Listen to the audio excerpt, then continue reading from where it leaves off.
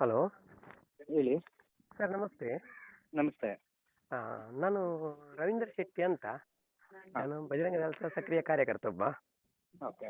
ಆ, ಆ, ಸರ್ ಯಾಕಂದ್ರೆ ನಾನು ನಿಮ್ಮೊಂದು 2-3 ವಿಡಿಯೋ ಮೊನ್ನೆ ನಾನು ನೋಡ್ತಾ ಇದ್ದೇನೆ ಹಾಂ, ಹೇಳಿ ಹೇಳಿ. ಯೂಟ್ಯೂಬಲ್ಲಿ. ಹಾಂ ನಿಮ್ದು ನೋಡಿದೆ, ಮಹೇಶನ್ನ ನೋಡಿದೆ, ಮತ್ತೆ ಇವರು ನಮ್ಮ ಚಕ್ರವರ್ತಿ ಸುಳಿಬೆಲೆ ಅವರದ್ದು ನೋಡಿದೆ. ಅದಕ್ಕೋಸ್ಕರ ನಾನು ನಿಮ್ಮ ಹತ್ರ ಕ್ಲಾರಿಟಿಗೋಸ್ಕರ ನಿಮ್ಗೆ ನಾನು ಕಾಲ್ ಮಾಡಿದೆ ಸರ್. ಹಲೋ. ಹಾಂ, ಹೇಳಿ ಹೇಳಿ.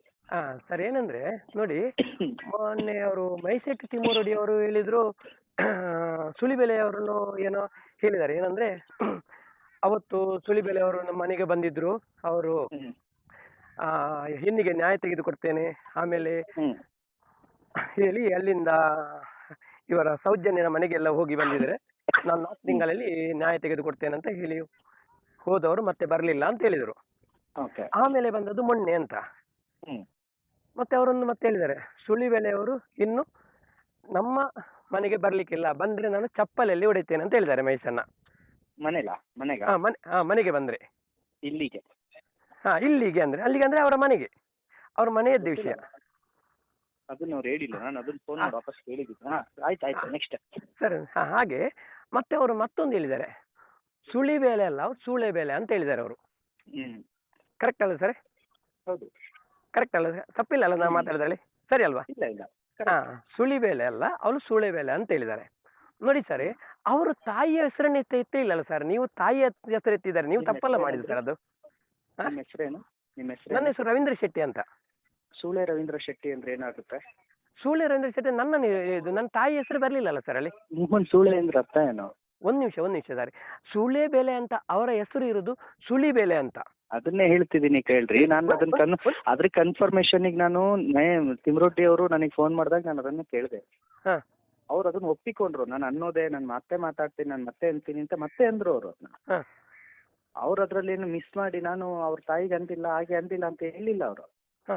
ಅವರೇ ಒಪ್ಪಿಕೊಂಡು ಅವ್ರು ಮಾತಾಡಿದೆ ಅಂತ ಹೇಳುವಾಗ ನೀವು ಫೋನ್ ಮಾಡಿ ಅವ್ರು ಮಾತಾಡಿಲ್ಲ ಅಂತ ಹೇಳಿದ್ರೆ ಹಾಗಾದ್ರೆ ನಿಮಗೂ ಮತ್ತು ಮಹೇಶ್ ತಿಮ್ರೊಡ್ಡಿ ಅವರಿಗೂ ಸರಿ ಇಲ್ಲ ಅಂತ ನೀವು ಫಸ್ಟ್ ತೀರ್ಮಾನ ಮಾಡ್ಕೊಳ್ಳಿ. ಒಂದು ಅವ್ರು ಅಂದಿದ್ದಾರೆ ಅಂತ ಹೇಳಿ, ಅವ್ರು ಅಂದಿಲ್ಲ ಅಂತ ಹೇಳ್ಬಿಡ್ಲಿ, ನಾನೇ ಕ್ಷಮೆ ಕೇಳ್ತೇನೆ. ನಾನು ಚಕ್ರವರ್ತಿಗೆ ಈ ಮಾತನ್ನ ಅಂದಿಲ್ಲ ಅಂತ ಅವ್ರು ಹೇಳಿ, ಅದು ಮಿಸ್ ಆಗಿ ಬಂದಿದೆ ಅಂತನೋ ಅಥವಾ ನಾನು ಆ ಕಂಟೆಂಟ್ ಅಲ್ಲಿ ಹೇಳಿಲ್ಲ ಅಥವಾ ಅವ್ರ ತಾಯಿಯನ್ನ ನಿಂದಿಸೋ ತರ ಹೇಳಿಲ್ಲ ಅಂತ ಅವ್ರು ಹೇಳಿ, ನಾನೇ ಕ್ಷಮೆ ಕೇಳ್ತೇನೆ.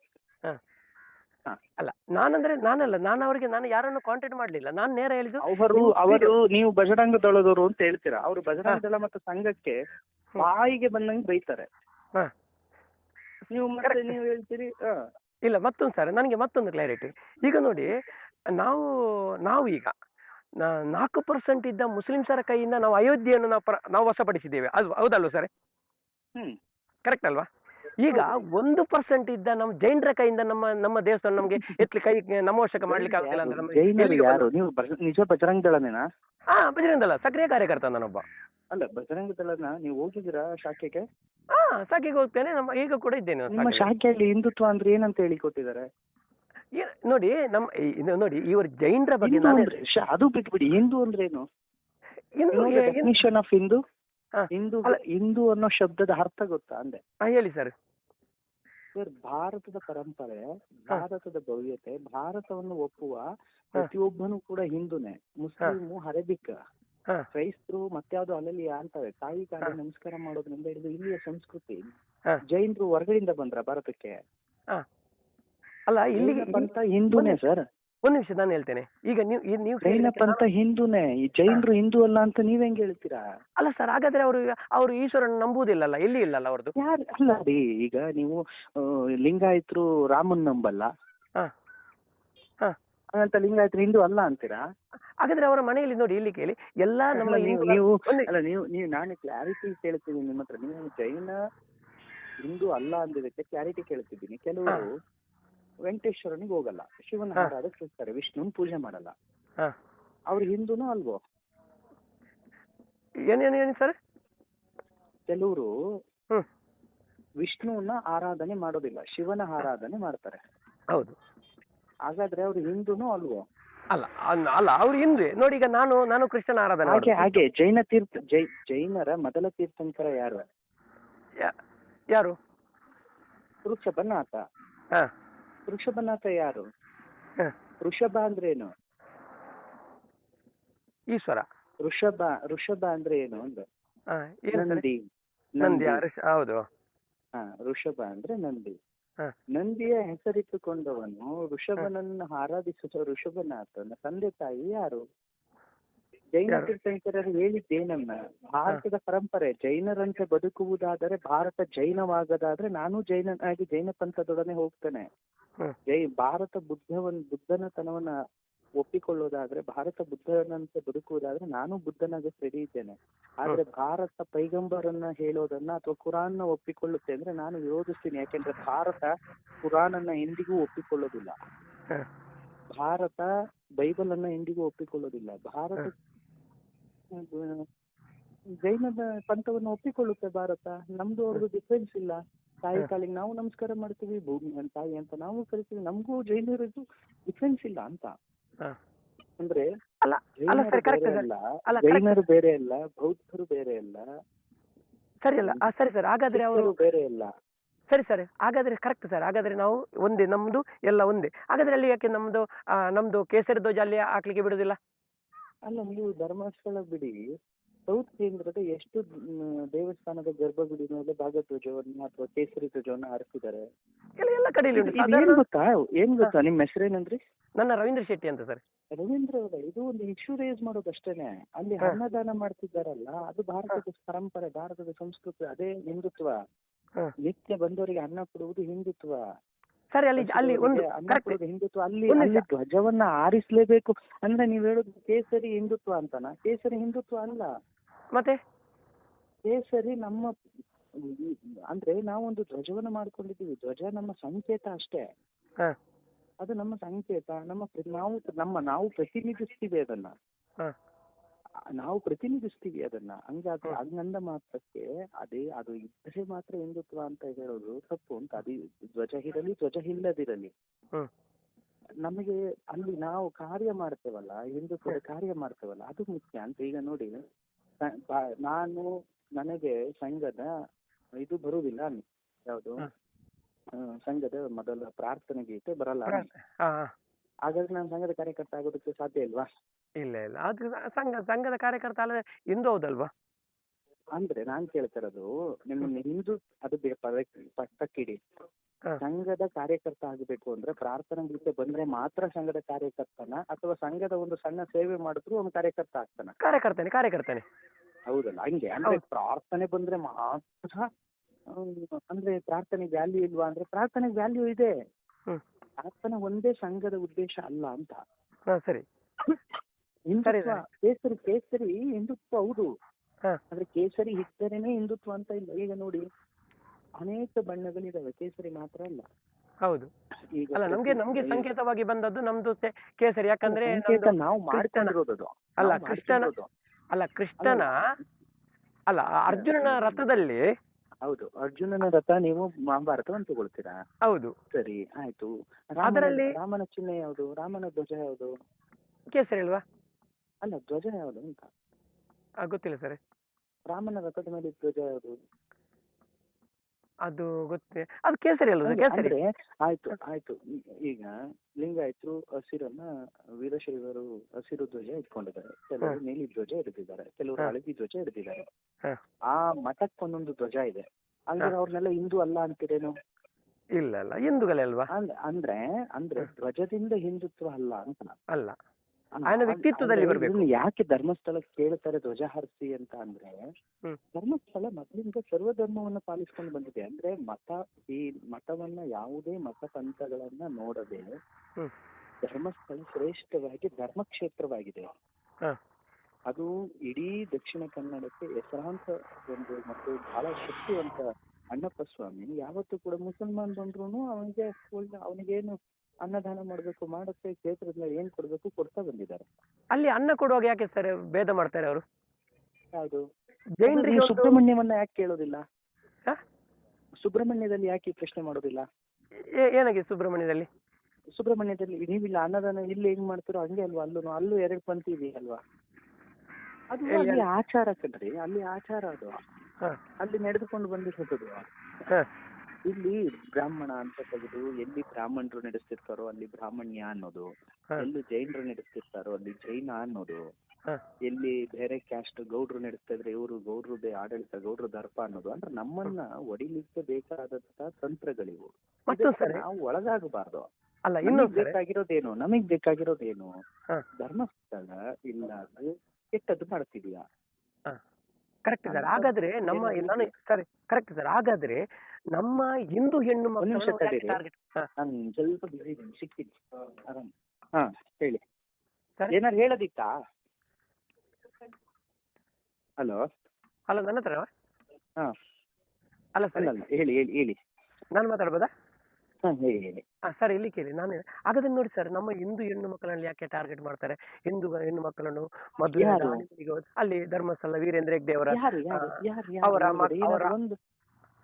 ನನ್ನ ಹತ್ರ ಉಂಟು, ನನ್ನ ಅವರೇ ಮಾಡಿದ್ದುಂಟು ನನ್ನ ಹತ್ರ ದಾಖಲೆ. ಏನು ಮಾಡಿದ್ರು?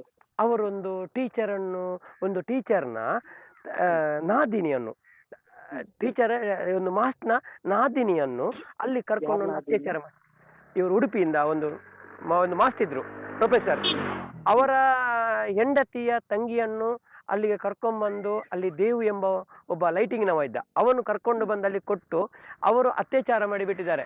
ಈಗ ಪಾಪ ಮದುವೆ ಆಗಿದೆ, ಯಾಕಂದ್ರೆ ಮೊನ್ನೆ ನಾನು ಮಾತಾಡೋರು ಹೇಳಿದ್ರು, ಇಲ್ಲ ಸರ್ ಅದು ಬೇಡ, ನಮ್ಗೀಗ ಮದುವೆ ಆಗಿದೆ, ನಮ್ಮ ಫ್ಯಾಮಿಲಿ ನಾಳೆ ತೊಂದರೆ ಆಗ್ತದೆ ಅಂತೇಳಿ. ಇದು ಸಿಕ್ಕಿದ್ದು ನಂಗೆ ಈಗ. ನೀವು ಅವ್ರು ಹೇಳಿದ್ದನ್ನು ಸತ್ಯ ಅಂತ ನೀವ್ ಹೆಂಗ್ ನಂಬ್ತೀರಾ? ಯಾಕೆ ಅಲ್ಲ, ಅವರು ನೋಡಿ ಆ ತಾಯಿ ಈಗ ಇದ್ರ ಬರ್ಲಿಕ್ಕೆ ರೆಡಿ ಇಲ್ಲ. ಸರಿ, ಒಬ್ಳು ಬರ್ತಾಳೆ, ಬಂದು ಸರ್ ಯಡಿಯೂರಪ್ಪನ ಹತ್ರ ಹೆಲ್ಪ್ ಕೇಳ್ತಾಳೆ, ಕೊಡೋದಿ ಅವ್ರು ಆಗಲ್ಲಮ್ಮ, ಇದು ನಾವೇನು ಮಾಡಕ್ಕಾಗಲ್ಲ ಅಂತ ಕಳಿಸ್ತಾರೆ. ಸೀದಾ ಹೋಗಿ ಯಡಿಯೂರಪ್ಪನ ಮುಡ್ತ ಅಂತ ಪೋಷಕ್ಕೆ ಕೇಸ್ ಹಾಕ್ತಾಳೆ, ನನ್ ಮಗಳನ್ನ ಮುಡ್ತ ಅಂತ. ಇದು ಎಲ್ಲರಿಗೂ ಗೊತ್ತಿರೋ ಸತ್ಯ ಘಟನೆ. ಅಂದ್ರೆ ಈಗ ನಾವು ಅವ್ರು ಹೇಳಿದ್ದನ್ನ ನಂಬೋಣ, ಯಡಿಯೂರಪ್ಪನ ಆ ತರ ಪೋಸ್ಕೋ ಕಾಯ್ದೆಯಲ್ಲಿ ಇಟ್ಟ ಅಂತ ಹೇಳೋದ?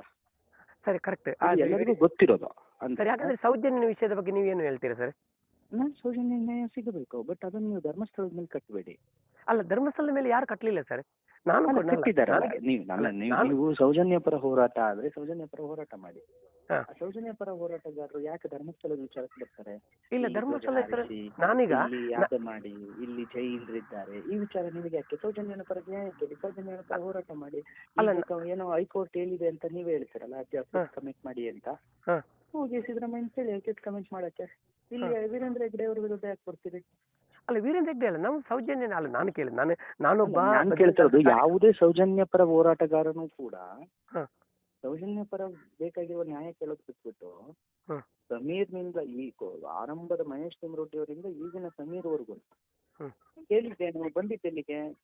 ದೇವಸ್ಥಾನ ಜೈನರಿಗೆ ಸೇರಿತು. ನಿನಗೆ ಯಾಕೆ ಬೇಕದು? ನೀನ್ ಸೌಜನ್ಯ ಪರ ತಾನೇ ಹೋರಾಟ ಮಾಡ್ತಾ ಇದೀಯಾ? ಅಲ್ಲ, ನಿಜ ನೋಡಿ, ಅವರು ನಾನು ಕೇಳ್ತಿರೋದು, ನಿನಗೆ ಸೌಜನ್ಯ ಪರ ತಾನೇ ಹೋರಾಟ ಮಾಡ್ತಾ ಇದೀಯಾ? ನೀನು ಸೌಜನ್ಯ ಪರ ಹೋರಾಟ ಮಾಡು.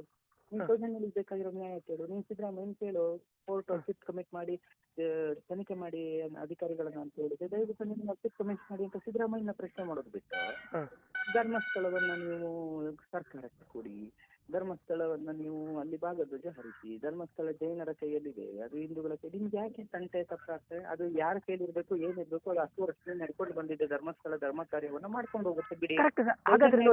ನ್ಯಾಯವನ್ನ ಸೌಜನ್ಯರ ತರ ಕೇಳಿ, ಅದನ್ನ ಬಿಟ್ಟು ಇಲ್ಲಿ ಯಾಕೆ ಧರ್ಮಸ್ಥಳಕ್ಕೆ ಯಾಕೆ ಬರ್ತೀರಿ ಸೌಜನ್ಯ ಹೋರಾಟಗಾರರು? ಸರಿ ಸರ್, ಹಾಗಾದ್ರೆ ನಿಮಗೆ ಒಂದು ದೇವಸ್ಥಾನವನ್ನು ನಿಮ್ಗೆ ಆಡಳಿತ ನಡೆಸಲಿಕ್ಕೆ ಕೊಟ್ರೆ ಅದನ್ನು ನಿಮ್ಮ ಹೆಸರಿಗೆ ಮಾಡ್ಲಿಕ್ಕೆ ಅಧಿಕಾರ ಉಂಟಾ ಸರ್? ಅದು ಸಾರ್ವಜನಿಕ ದೇವಸ್ಥಾನ ಅಲ್ವಾ? ಅಲ್ಲ, ನೀವು ಏನು ಕೇಳ್ತಾ ಇದ್ದೀರಿ, ಅನೇಕ ಅದನ್ನ ಅವತ್ತೇನಾದ್ರೂ ವೀರೇಂದ್ರ ಹೆಗ್ಡೆ ತಮ್ಮ ಹೆಸರಲ್ಲಿ ಅದನ್ನ ಮಾಡ್ಕೊಂಡು ಅಫಿಡವಿಟ್ ನ ಸಲ್ಲಿಸಲಿಲ್ಲ ಅಂದಿದ್ರೆ ಇಷ್ಟೊತ್ತಿಗೆ ಧರ್ಮಸ್ಥಳ ಸರ್ಕಾರದ ಕಪಿಮುಷ್ಟಿಗೆ ಹೋಗ್ತಿತ್ತಲ್ಲ. ಸರ್ಕಾರದ ಕಪಿಮುಷ್ಟಿಯಿಂದ ಕಾಪಾಡಿದ್ದಲ್ಲ ಹೆಗ್ಡೆ ಅವರು, ಅವ್ರ ಮನೆಗೆ ಏನ್ ಮಾಡ್ಕೊಂಡಿದ್ದಲ್ಲ ಅದು. ಕರೆಕ್ಟ್. ಹಾಗಾದ್ರೆ ಒಂದು ನಿಮಿಷ, ಹಾಗಾದ್ರೆ ನಮ್ಮ ಇಡೀ ಅವತ್ತು ಇದು ಕಪಿಮುಷ್ಟಿಗೆ ಎಲ್ಲ ದೇವಸ್ಥಾನಕ್ಕೆ ಇದು ಮಾಡುವಾಗ ಅವ್ರು ಎಲ್ಲ ದೇವಸ್ಥಾನ ಮಾಡ್ಬೇಕಂತೇಳಿ ಅವ್ರು ಯಾಕೆ ಇದು ಮಾಡಿದ್ದಾರೆ? ಆ ದೇವಸ್ಥಾನವನ್ನು ಬಿಟ್ಟು ಬಾಕಿ ದೇವಸ್ಥಾನಕ್ಕೆಲ್ಲ ಇದು ಕೊಟ್ಟಿದ್ದಾರಲ್ಲ, ಅವರು ಮಾಡ್ಬೋದು. ಅದನ್ನ ನಾನು ವಿರೋಧಿಸ್ತೀನಿ. ಆತರ ಏನಾದ್ರು ಹೇಳಿದ್ರೆ ನಾನು ವಿರೋಧಿಸ್ತೀನಿ. ಅದನ್ನ ನೀವ್ ಯಾಕೆ ವಿರೋಧಿಸ್ತೀರಿ? ನೋಡಿ, ಒಂದು ಅದನ್ನ ಸಪರೇಟ್ ಆಗಿ ಮಾತಾಡ್ಬೇಕು, ಸಪರೇಟ್ ಆಗಿ ವಿರೋಧ ಮಾಡ್ಬೇಕು. ನೀವು ಸೌಜನ್ಯ ಹೋರಾಟದಲ್ಲಿ ಅದನ್ನ ತರಬೇಡಿ ಮಧ್ಯ. ಅಲ್ಲ ನೋಡಿ, ಅವರು ಸೌಜನ್ಯ ಹೋರಾಟವಾಗಿರ್ಲಿ. ಇಲ್ಲ ನೋಡಿ, ಅವರ ಸ್ವಾರ್ಥಕ್ಕೋಸ್ಕರ ಮಾಡ್ತಾ ಇದ್ದಾರೆ ಸರ್. ಇಲ್ಲಿ ಕೇಳಿ, ನಾನು ಹೇಳ್ತೇನೆ, ಸ್ವಾರ್ಥಕ್ಕೋಸ್ಕರ ಉಪಯೋಗ ಮಾಡ್ತಾ ಇದ್ದಾರೆ. ಯಾವುದೇ ಸ್ವಾರ್ಥವೂ ಇಲ್ಲ. ಇದೆ ನೀವು ಇದೆ. ನೀವು ಫಸ್ಟ್ ಏನ್ ಮಾಡ್ಕೊಳ್ಳಿ, ನೀವು ಕ್ಲಾರಿಟಿ ತಗೊಳ್ಳಿ. ನಾವು ಸೌಜನ್ಯ ಪರ ಹೋರಾಟ ಮಾಡ್ಬೇಕಾ ಹಾ. ಅಥವಾ ಧರ್ಮಸ್ಥಳದ ವಿರುದ್ಧ ಹೋರಾಟ ಮಾಡ್ಬೇಕಾ? ಎರಡರಲ್ಲಿ ಒಂದು ಕ್ಲಾರಿಟಿ ತಗೊಳ್ಳಿ. ಹಾ. ನೀವು ಧರ್ಮಸ್ಥಳದ ವಿರುದ್ಧ ಹೋರಾಟ ಮಾಡೋದಾದ್ರೂ ನಿಮಗೆ ಬೇಡ ಅಂತ ಹೇಳಲ್ಲ, ಹ್ಮ್. ಸೌಜನ್ಯ ಪರ ಹೋರಾಟ ಆದ್ರೂ ನಾವು ಬೇಡ ಅನ್ನಲ್ಲ. ಎರಡನ್ನೂ ಕ್ಲಬ್ ಮಾಡಬೇಡಿ. ಹ್ಮ್. ಅಲ್ಲ. ಯಾಕೆ ಅಂತ ಅಂದ್ರೆ ನೀವು ಧರ್ಮಸ್ಥಳದ ನೀವು ವಿರುದ್ಧ ಹೇಳುದು ಬಂದಾಗ ಈಗ ನಾವು ಇವರು ಜೈನರು ಹಿಂದೂಗಳಿಗೆ ಸಂಬಂಧಪಟ್ಟವರು ಅಂತ ಹೇಳುದು. ಹೌದು ಹೌದು ಹೌದು, ಹ? ಜೈನರು ಹಿಂದೂಗಳೇ. ಹಿಂದೂಗಳು. ಹ್ಮ್. ಹ. ಹಾಗಾದ್ರೆ ಆ ದೇವಸ್ಥಾನದಲ್ಲಿ ತುಳಸಿಗಟ್ಟೆ ಹಾಕ್ಲಿ, ಆ ಈಶ್ವರ ದೇವಸ್ಥಾನಕ್ಕೆ ತುಳಸಿಗಟ್ಟೆ ಬೇಕು, ಅದಿಲ್ಲ. ಮುಖಮಟ್ಟಮ್ಮ ಇದಿಲ್ಲ, ರಾಜ್ಯ ಗೋಪುರ ಅಂತ ಅದಕ್ಕೆ ಇದೆ, ಅದು ಅದು ಇಲ್ಲ. ಇದೆಲ್ಲ ಯಾರು ಹೇಳಿದ್ದು? ಈ ಶಾಸ್ತ್ರ ಎಲ್ಲಿದೆ?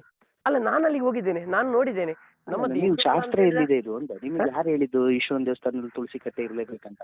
ಹಾಗಾದ್ರೆ ನಿಮ್ಮ ಲೆಕ್ಕದಲ್ಲಿ ನಮ್ಗೆ ತುಳಸಿಗಟ್ಟೆ ಅವಶ್ಯಕತೆ ಇಲ್ಲ ಅಂತ ಹೇಳುದು ನೀವು? ಅಲ್ಲ ಇದೇ ಇಲ್ಲ ಅಂತ ಹೇಳಿದ್ದಿಲ್ಲ. ನಿಮಗೆ ಯಾರು ಹೇಳಿದ್ದೀರಿ ಇದ್ರೆ ಅಲ್ಲ, ಮಾತ್ರ ನಾನು- ದೇವಸ್ಥಾನ ಅಂತ? ಆ? ಕರಿ ಖಾಲಿ ಓಂಕಾರವಂದ ಒಂದು ಗೋಡೆ ಮೇಲೆ ಬರೆದ್ರು ಕೂಡ ಅದು ನನಗೆ ಭಕ್ತಿ ಸ್ಥಳವೇ. ಹೌದು. ನಾನ್ ಕೇಳ್ತಿರೋದು, ನೀವು ಧರ್ಮಸ್ಥಳದಲ್ಲಿ ಇದು ಇರ್ಲೇಬೇಕು, ಇದಿಲ್ಲ, ಹಿಂಗಿರ್ಬೇಕು, ನೀವ್ ಯಾಕೆ ತಿಳಿಸಿದೀವಿ ಅದನ್ನ ಹೇಳಿ ಫಸ್ಟ್ ನನಗೆ. ಹಾಗಾದ್ರೆ ನಿಜವಾಗಿ ನಮ್ಗೆ ಇದು ಬೇಕಾಗಿಲ್ಲ ನನ್ನ ಲೆಕ್ಕದಲ್ಲಿ. ಹಾಗಾದ್ರೆ ಸರ್, ನಮ್ಗೆ ದೇವಸ್ಥಾನಕ್ಕೆ ಹರಕೆ ಹಾಕ್ಲಿಕ್ಕೇನು ಇಲ್ಲಲ್ಲ ಸರ್? ನೀವ್ ಯಾಕೆ ಹಾಕ್ತೀರಿ? ಹಾಕ್ಬೇಡಿ. ನಾನು ಹಾಕುದಿಲ್ಲ. ನಿಮಗ್ ಬೇಕಾದ್ರೆ ಹಾಕಿ, ಬೇಡ ಅಂದ್ರೆ ಬಿಡಿ. ಅಲ್ಲ, ನಾನು ಹಾಕುದಿಲ್ಲ. ನೋಡಿ, ನಾನು ಅದಕ್ಕೆ ಹೇಳ್ತೇನೆ. ನಂಬಿಕೆ ಇರೋರು ಮಾಡ್ತಾರೆ, ನಂಬಿಕೆ ಇಲ್ಲ ಅಂದವ್ರು ಬಿಡ್ತಾರೆ. ನಿಮಗೆ ಯಾಕದು? ನಾನು ಹೇಳುದು ಇಷ್ಟೇ ಸರ್, ನನಗೆ ಅಂದ್ರೆ ಈಗ ನಂದು ಒಂದು ಹೋರಾಟ, ಯಾಕಂದ್ರೆ ನಾನು ಕಾರ್ಯಕರ್ತ ಆದ್ರೂ ಕೂಡ ನನಗೆ ಇರೋದೊಂದೇ, ನಾವು ಹೆಣ್ಣು ಮಕ್ಕಳಿಗೆ ಅನ್ಯಾಯ ಆದಾಗ ನಾವು ಧ್ವನಿ ಎತ್ತೇವೆ ಅಲ್ವಾ ಸರ್? ಸೌಜನ್ಯ ವಿರುದ್ಧ ಹೋರಾಟ ಮಾಡಿ. ಸೌಜನ್ಯ ಪರವಾಗಿ, ಸೌಜನ್ಯಗೆ ಆಗಿರೋ ಅನ್ಯಾಯಕ್ಕೆ ಹ. ಸರ್ಕಾರವನ್ನ ನೀವೇನ್ ನ್ಯಾಯ ಕೇಳ್ಬೇಕು ಕೇಳಿ ಸರ್ಕಾರವನ್ನ. ಅಲ್ಲ, ನಾನು ಇದಕ್ಕೆ ಯಾಕಂದ್ರೆ ನಾನು ನೀವ್ ಹೇಳೋದೇನು, ಧರ್ಮಸ್ಥಳದಿಂದ ವೀರೇಂದ್ರ ಹೆಗ್ಗಡೆನ ಓಡಿಸಿದ್ರೆ ಸೌಜನ್ಯನಿಗೆ ನ್ಯಾಯ ಸಿಗತ್ತಾ? ಇಲ್ಲ ಅದೆಲ್ಲ ನಮ್ಗೆ ನ್ಯಾಯಾಲಯ ಸೌಜನ್ಯನಿಗೆ ನ್ಯಾಯ ಸಿಗ್ಬೇಕಂದ್ರೆ ನೀವು ಏನ್ ಮಾಡ್ಬೇಕು? ನಾನು ಸೌಜನ್ಯನಿಗೆ ನ್ಯಾಯ ಅಂತಲ್ಲ, ಸರ್ಕಾರವನ್ನು ಪ್ರಶ್ನೆ ಮಾಡಿ, ಅಕ್ಯೂಟ್ ಕಮಿಟಿ ಮಾಡಿ, ಅಧಿಕಾರಿಗಳನ್ನ ಪ್ರಶ್ನೆ ಮಾಡಿ ಅಂತ. ಅಧಿಕಾರಿಗಳಲ್ವಾ? ನಿಮ್ಮ ಪ್ರಕಾರ ತಪ್ಪು ಮಾಡಿರೋದು ಪೊಲೀಸ್ನವರಲ್ವಾ? ಹೌದು ಅಲ್ವಾ? ಅಲ್ಲ, ಪೊಲೀಸ್ನವರು ತಪ್ಪು ಮಾಡ್ಲಿಕ್ಕೆ ಇವರಲ್ಲ ಕಾರಣ. ಯಾರೇ? ನಿಮಗೆ ಹೆಂಗ್ ಗೊತ್ತು? ಇವರು ಉಂಟಲ್ಲ, ಇದು ನಿಮಗೆ ಹೆಂಗ್ ಗೊತ್ತು? ಇವರೇ ಕಾರಣ ಅಂತ ನಿಮಗೆ ಹೆಂಗ್ ಕಂಪ್ಲೇಂಟ್ ಗೊತ್ತು? ಯಾರೋ ಕಮ್ಯುನಿಸ್ಟವ್ರು ಮಾಡ್ಸಿರ್ಬೋದು. ನಾನ್ ಕೇಳ್ರಿ, ನಾನ್ ಹೇಳ್ತೀನಿ, ಅವನು ಜಿಹಾದಿ ಮಾಡಿರ್ಬೋದು. ಜಿಹಾದಿ ಇದಕ್ಕೆ ಕಮ್ಯುನಿಸ್ಟ್ ಅವರು ಹಿಂದೂಗಳೇ ಅಲ್ವಾ ಸರ್? ಇಲ್ಲ, ಯಾವುದೇ ಕಾರಣಕ್ಕೂ ಇಲ್ಲ. ಯಾಕೆ? ಕಮ್ಯುನಿಸ್ಟ್ ನನ್ನ ಭಾರತೀಯತೆಯನ್ನು ಒಪ್ಪುದಿಲ್ಲ. ಅವ್ರು ಭಾರತೀಯತೆಯನ್ನು ಒಪ್ಪೋದೇ ಇಲ್ಲ. ಯಾರು ಹೇಳಿದ್ದು? ಒಪ್ಪಲ್ಲ ಅವರು. ಇಲ್ಲ ಸರ್, ನೀವು ತಪ್ಪು ಹೇಳ್ತಿದ್ದೀರಾ. ನೀವು ಭಾರತೀಯರನ್ನು ಒಪ್ತಾರೆ ಅವರು. ನೋಡಿ, ಅವರು ನೀವು ಫಸ್ಟ್ ತಿಳ್ಕೊಳ್ಳಿ, ಕಮ್ಯುನಿಸ್ಟ್ ಸಿದ್ಧಾಂತ ಯಾವುದು ಅಂತ ಕೇಳಿ ಫಸ್ಟ್. ಅಂತ ಕೇಳಿ. ನೀವು ಬಜರಂಗ ದಳದವರಾಗಿ ಇಷ್ಟೊತ್ತು ನೀವು ಕಮ್ಯುನಿಸ್ಟ್ ಅವ್ರನ್ನ ವಹಿಸ್ಕೊತೀರಾ ಅಂದ್ರೆ ನೀನ್ ಬಜರಂಗ ದಳದವನೇ ಅಲ್ಲ. ನೀನ್ ಹೆಸರು ಮುಚ್ಚಿಟ್ಟು ನೀನ್ ಕಾರ್ಯಕರ್ತ ಅಂತ ಯಾಕೆ ಸುಳ್ಳು ಹೇಳ್ತೀಯ ನನ್ನ ಹತ್ರ? ನಾಚಿಕೆ ಆಗ್ಬೇಕು ನಿನಗೆ. ನೀನ್ ಕಮ್ಯುನಿಸ್ಟ್ ವಹಿಸ್ಕೊಳ್ಳೋದು, ನೀನ್ ಹೆಂಗ ಬಜರಂಗ ದಳ? ಇಲ್ಲ, ಕಮ್ಯುನಿಸ್ಟ್ ವಹಿಸ್ಕೊಳ್ಳಿ. ಯಾಕೆಲ್ಲ ಅದರಲ್ಲಿ ಹಿಂದೂಗಳಿದ್ದಾರಲ್ಲ ಸರ್? ಇಲ್ಲ, ನೀವೇ ಹೇಳಿದ್ರಿ ಹಿಂದೂಗಳು ಅಲ್ಲ, ಜೈನರು. ಕಮ್ಯುನಿಸ್ಟ್ ಸಿದ್ಧಾಂತ ಗೊತ್ತಾನ? ಯಾರ ಬರ್ದಿದ್ದು ಕಮ್ಯುನಿಸ್ಟ್ ಸಿದ್ಧಾಂತವನ್ನ? ಅಲ್ಲ, ಕಮ್ಯುನಿಸ್ಟ್ ಅಂದ್ರೆ ಯಾಕಂದ್ರೆ ನನ್ನ ಫ್ರೆಂಡ್ ಇದ್ದಾರೆ, ಅಶೋಕ್ ಅಂತ ಇದ್ದಾರೆ, ನಾರಾಯಣ ಅಂತ ಇದ್ದಾರೆ. ಅಯ್ಯೋ ಹೆಗಣ, ಕಮ್ಯುನಿಸ್ಟ್ ಅಂದ್ರೆ ಅದು ಪಂಥ ಅಲ್ಲ ಕಣೋ. ಮತ್ತೆ ಕಮ್ಯುನಿಸ್ಟ್ ಅಂದ್ರೆ ಅದೊಂದು ನಿಮ್ಗೆ ವಯಸ್ಸು ಎಷ್ಟು ಸರ್? ಮಾರೆ, ನಿನಗೆ ಮೊದ್ಲು ನಿಂತ ಆಮೇಲೆ ಫೋನ್ ಮಾಡು. ಅಲ್ಲ ಸರ್, ನಿಮ್ಗೆ